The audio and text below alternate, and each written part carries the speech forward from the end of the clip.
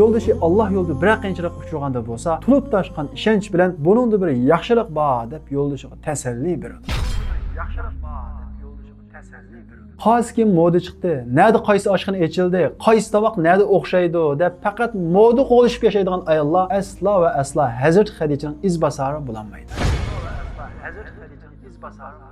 Allah Taala menga Xadijadan yaxshisini bermadi. Men Xadijaning muhabbati bilan uzoqlandim.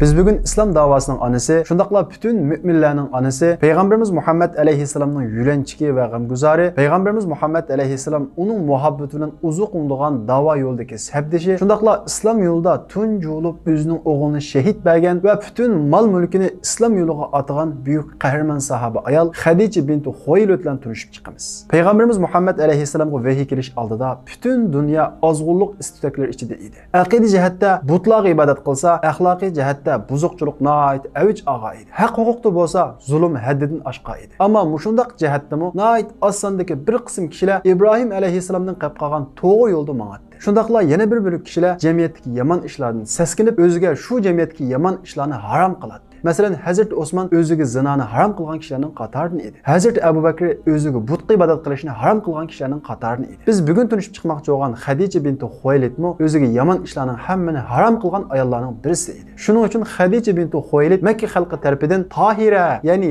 pak ayol deb ataladi. Shundaqla Xadicha binti Huwaylid Makkadagi cho'ng savdoga shundaqla isil zodi ayollarning biri edi. Erler onunla gap qilishni tap tortatdi. Uning qo'l ostida nurg'un erlar ishlaydi. Chunki Xadicha binti Huwaylidning dadasi Huwaylid nait boy savdogar bo'lib, dadasi vafot topgandan keyin uning zo'r miqdorda miros qoladi. U shu miros mollari bilan tijorat qilib, Makkadagi eng cho'ng boy ayollarning biriga aylanadi. U ikki qatim to'y qilgan bo'lib, har ikki yo'ldoshi vafot topadi. Uning yo'ldoshi vafot topgandan keyin uningga Makkadagi cho'ng savdogarlardan Abu Sufyan, shundaqla Makkaning katta boshlaridan Abu Jahl xirida bo'ladi. Elçi buludu. Lekin Xadicha binti Huwaylid ularning elchiligini keskin rad qiladi. Chunki Xadicha binti Huwaylid ularning uning mol dunyosini ko'zlaydiganligini obdan biladi.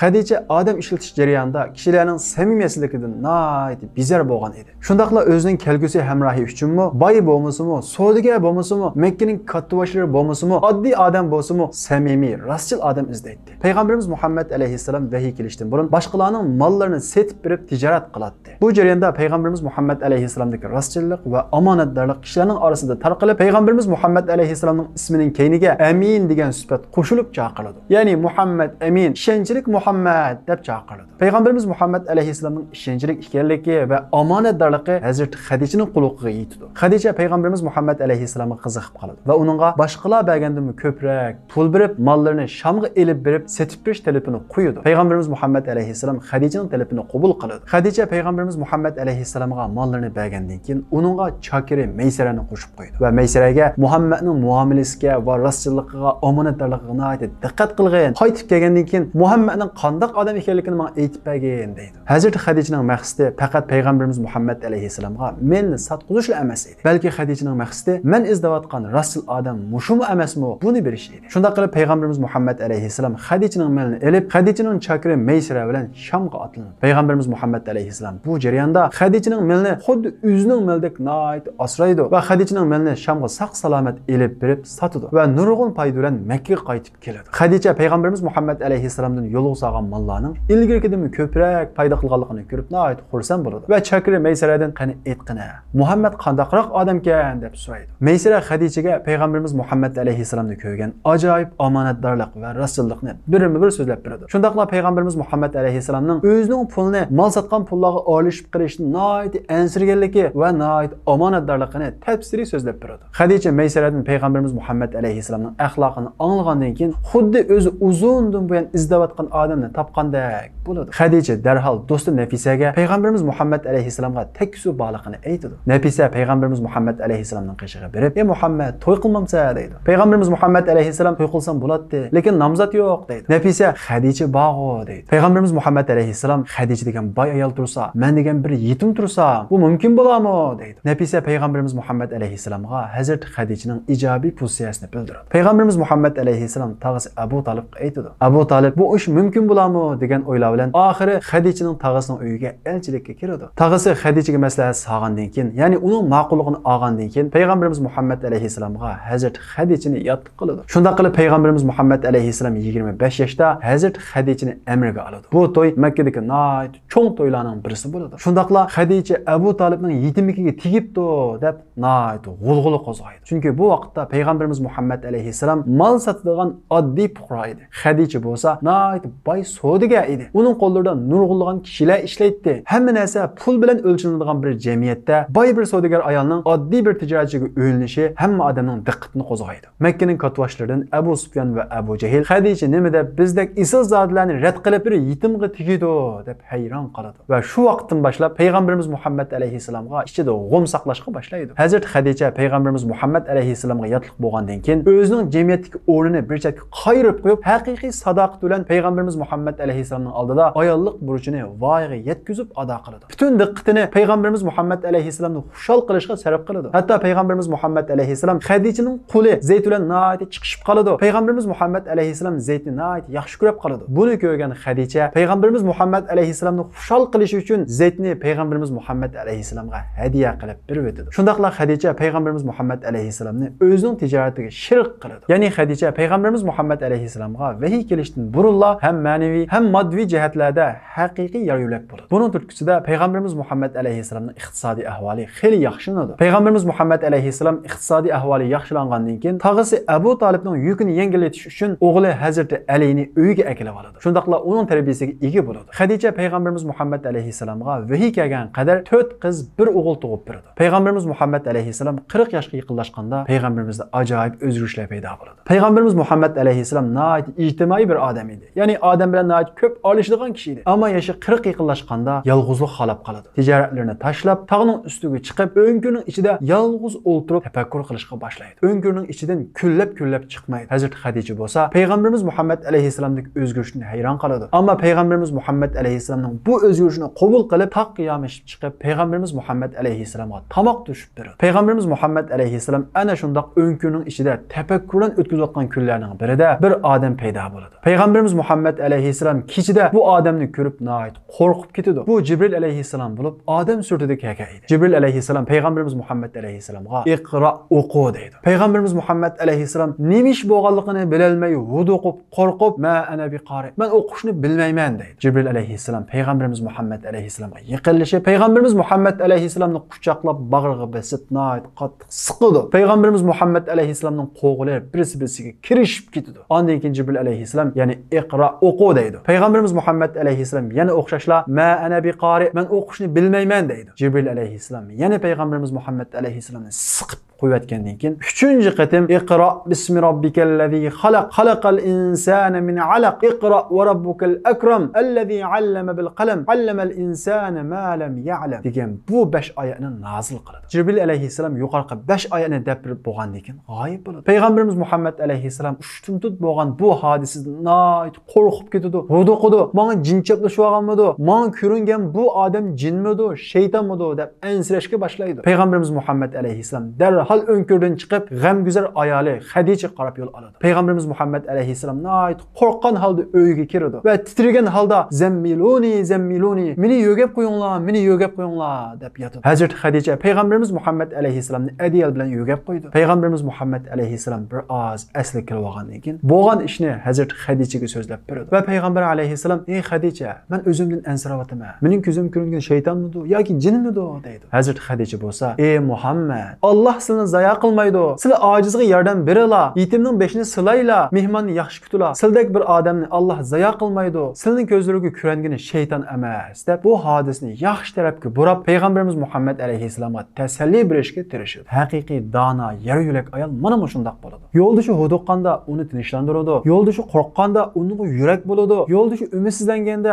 unga umid beradi. Yo'ldoshi passiv kayfiyatga mubtalo bo'lganda unga aktiv energiya beradi. Yo'ldoshi Alloh yo'lida bir qiyinchilik uchraganda bo'lsa, tulib toshgan ishonch bilan buningda bir yaxshilik bor deb yo'ldoshiga tasalli beradi. Bir da'vo sohibining ayoli mana shundoq bo'ladi. Hadicha anamizda haqiqiy da'vo sahibining ayolda bo'lishga tegishli sifatlarning hammasi topiladi. Payg'ambarimiz Muhammad alayhissalomga payg'ambarlik vazifasi yuklanganda bo'lsa, Hadicha birinchi bo'lib payg'ambarimiz Muhammad alayhissalomga ishonib iymon aytadi. Makka mushriklari, Makkaning cho'nglari payg'ambarimiz Muhammad alayhissalomga ishonmaydi. Ishonmayli bo'ldi qilmay payg'ambarimiz Muhammad alayhissalomga turli jismoniy va ruhiy aziyatlarni beradi. Mana shundaq paytda payg'ambarimiz Muhammad alayhissalomning qishida turib, "Ey Muhammad, siz haqiqiy payg'ambar, mustahkam turuslar, sabit qadam bo'lsizlar, tervinmislar, keylariga yanmislar. Bu bir imtihon" deb payg'ambarimiz Muhammad alayhissalomga haqiqiy yaruylik bo'ladi. Hargizmi o'zlarini asraslar, endi bo'ldi qilsizlar, Allohga duo qilsizlar, Alloh qilib bersin demasdan payg'ambarimiz Muhammad alayhissalomga umid beradi, yurak beradi. Payg'ambarimiz Muhammad alayhissalomga haqiqiy yaruylik bo'ladi. Payg'ambarimiz Muhammad alayhissalomning jarohatlariga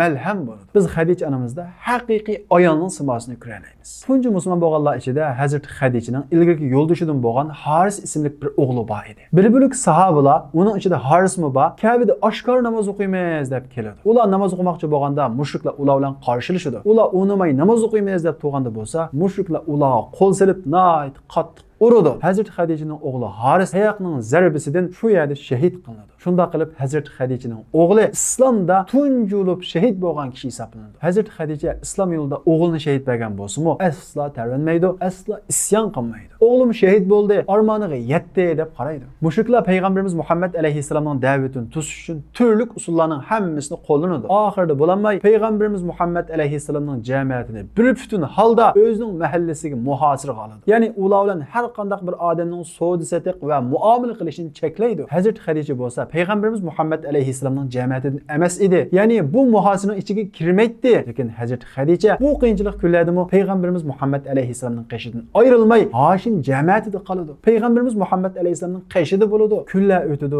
oylar o'tadi. Hashim jamiyatidagi ochliqlar, yemekliklar tugashga boshlaydi. Hashim jamiyatida ocharchilik yuz beradi. Hashim jamiyati ba mahalladan kichik bolalarning ochliqdan yig'ilgan ovozlari anglab turadigan holatga keladi. Sirtdagi sahobalar, ya'ni Hashim jamiyatiga tava bo'lgan sahobalarning ularga yordam qilishini cheklaydi. Bu payg'ambarimiz Muhammad alayhissalomning Makka hayotidagi eng qiyinchilik vaqtlari bo'ladi. Hatto sahobalar yigil bir narsa topolmay, yo'lda tuguning tirisi uchursa, uni yuvib pokizlab shuni yeydi. Kun o'tgan sari Hashim jamiyatining ahvoli texmi qiyinlashadi. Hazrat Hadicha men ayolga qanday qila oldim deb qarab o'ltirmasdan, jiyan o'g'li Hakim ibn Hizam bilan hamkorlashib, sirtdan maxfiy holda qimmat bo'lsin oshliq sotib olib, maxfiy holda Hashim jamiyatiga akiradi va uni musulmonlarga va Hashim jamiyatidagilarga tarqatadi. Hadichaning mol-mulki butun Quraysh savdogarlarining mol-mulkini yig'sa teng keladi. Ya'ni yolg'iz Hadichaning mali butun Qurayshning mol-mulkiga teng edi. Ana shundoq zo'r mol dunyosining hammasini mushu qiyinchilik kunlarda qimmat bahoga bo'lsa-mu oshliq sotib olib, Hashim jamiyati va musulmonlarga taqtib hammasi tugitib o'tadi. Bu qiyinchilik kunlar, bu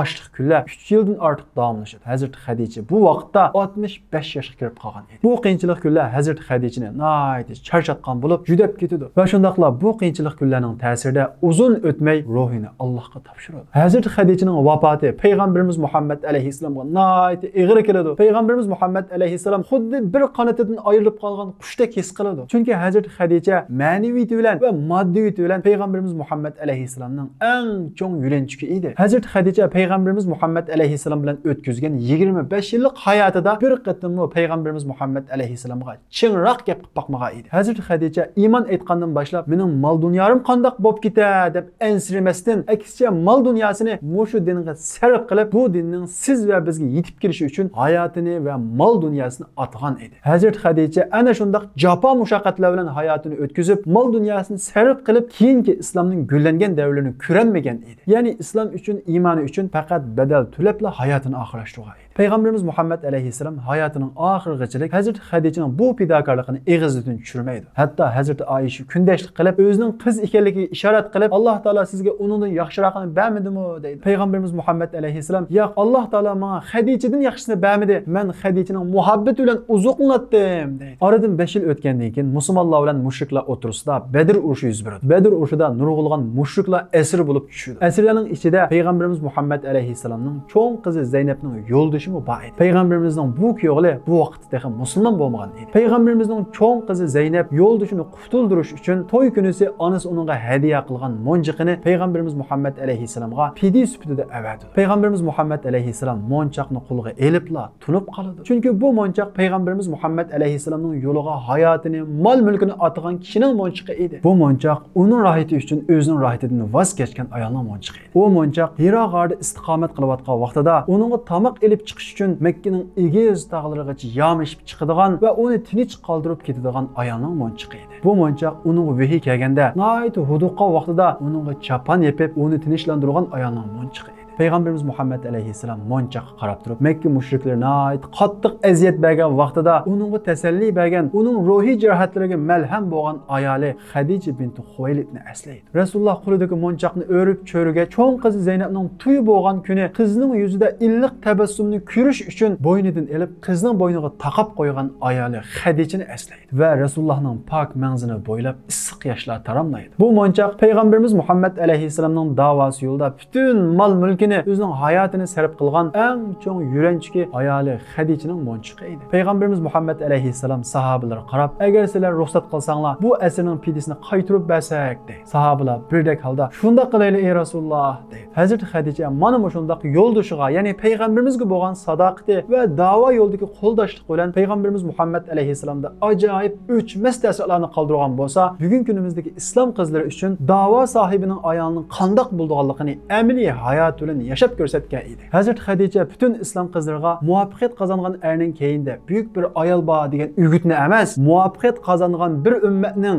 muvaffaqiyat qozongan bir millatning, muvaffaqiyat qozongan bir da'voning keyinda buyuk bir ayol bo'ladi degan bu o'gitni qoldirib ketgan. Şoňa men musulmon Uyg'ur qizlarga demenki, ey musulmon ayollar, musulmon qizlar, musulmon onalar, besinglarni ko'k taqashqıcha egiz ko'taringlar. Chunki sizlar koinotning yaratquchisi, yetqat osmon ustidan farishtalarning eng ulug'i Jibril alayhissalom orqali salom yo'llagan Hazrat Xadijaning izbasari. Chunki sizlarning bu ummatdagi, bu millatdagi rolinglar erlarninkidan yuqori. Chunki sizlar qahramon mujohid erlarni tarbiyalaysizlar. Chunki sizlar qahramon mujohidlarning ayoli, chunki sizlar qahramon mujohidlarning singlisi. Erlar sizlarsiz hech narsaga tankilanmaydi. Balalar sizlarsiz nabud bo'ladi. Shuning uchun bu ummatdagi, bu millatdagi o'rninglarni, rolinglarni tunib yetinglar. Endi bizning millatimizni zulmdan qutuldiradigan mujohidlarni tarbiyalaydigan vaqtlar yetib keldi. Yo'ldoshinglarga Hazrat Xadija kabi shundoq yaryo'lak bo'linglarki, mangan yo'lda tarvab qolmasin, keyniga chekinmasin. Ularni shundoq xotirjam qilinglarki, shahid bo'lsam ayolim qandoq qilar deb qolmasin. Esinglarda bo'lsin, vaqtini pichak kino programmalarini ko'rish, ahamiyatsiz so'rovlar bilan o'tkazgan ayollardan asla Sabit Damullamdek, Salohiddin Ayyubidek, Muhammad Fatih-dek mujohidlar chiqmaydi. Xoskim moda chiqdi, nerede qaysi oshxona ochildi, qaysi tovoq nerede o'xshaydi deb faqat moda qo'lishib yashaydigan ayollar asla va asla Hazrat Xadijaning izbasari bo'lolmaydi. Shuning uchun o'lganlar chiroyli kiyim kiygan, uyini hasham bezigan ayollar emas, Hazrat Xadija binti Xuvaylid bo'lsin. Uningdan kuchlik ummat, kuchlik millat, kuchlik er barpo qilishni o'rganing. Alloh taolo ayollarimizga Hazrat Xadija binti Xuvaylidning ruhini ato qilsin, uningdagi fidokorlikni ato qilsin, uningdagi yo'ldoshini qo'llayalaydigan, yo'ldoshiga yulanchik bo'lalaydigan donolik va farosatni ato qilsin. Sahobalar izidin, chaqnagan izzat nuri, o'tgani siqin idin, haq islomning tulquli. Başakmaz kafirga şiddet bilen atseli, Hamza Halit Musaddak şir yürek oğlanları.